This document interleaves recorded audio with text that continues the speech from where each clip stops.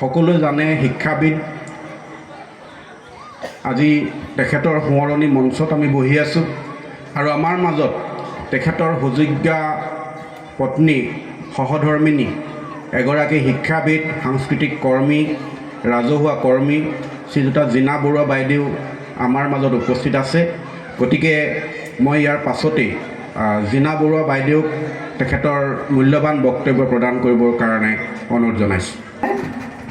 সকলোলৈকে বহাগৰ ওলগ জনাইছোঁ। অৱশ্যে লং পেণ্ট পিন্ধি যাব পৰা যায়, আমাৰ মহিলাসকলে কিন্তু সংস্কৃতি ক'ৰবাত যদি মেখেলা চাদৰযোৰ নিপিন্ধি চুইদাৰযোৰ বা পেণ্টটো পিন্ধি যায় তেতিয়া তেওঁ অকণমান দৃষ্টিকটু যেন তেওঁক মানে হেৰি কৰে নহয়।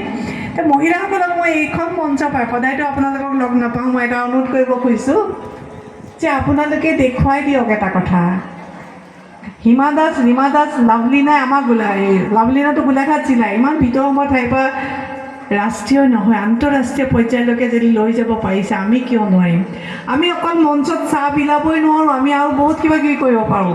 আমি অকল সমবেত সংগীতটোৱেই নহয়, আমি বহুত কিবা কিবি কৰিব পাৰোঁ।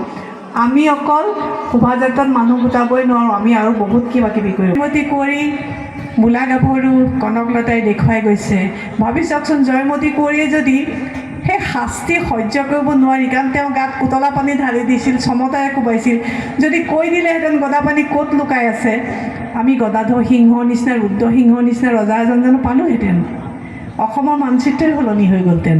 আছে আমাৰ প্ৰত্যেকগৰাকী মহিলাৰ মাজতে পুৰুষসকলৰো আছে, কিন্তু মই মহিলাক উদ্দেশ্যি কথাখিনি কৈ আছোঁ।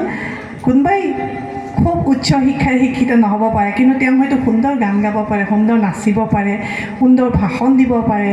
মই সেইকাৰণে মহিলাসকলক অনুৰোধ কৰিছোঁ, আপোনালোকৰ মাজত যদি কোনোবা প্ৰতিভাৱান দেখে আপোনালোকে আগুৱাই নিব। সাধাৰণতে আমাক কোৱা হয় যে মহিলাই মহিলাৰ শত্ৰু, মই কিন্তু মহিলাৰ বন্ধু হ'ব বিচাৰোঁ।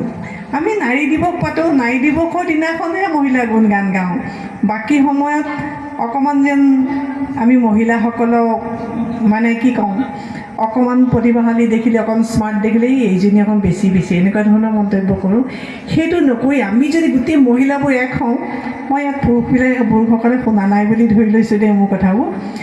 তেখেতসকলে কিমান কৰে ইয়াত। এতিয়া উদ্যোক্তাসকলে মই দেখি আছোঁ, যিকেইজনে উদ্যোক্তাই পইচা বিচাৰি বৰঙণি কৰি বা এই বিহু সন্মিলন কৰাত ইমান অহোপুৰুষাৰ্থ কৰিছে, তেওঁলোকে কিন্তু ইয়াত একো কৰা নাই।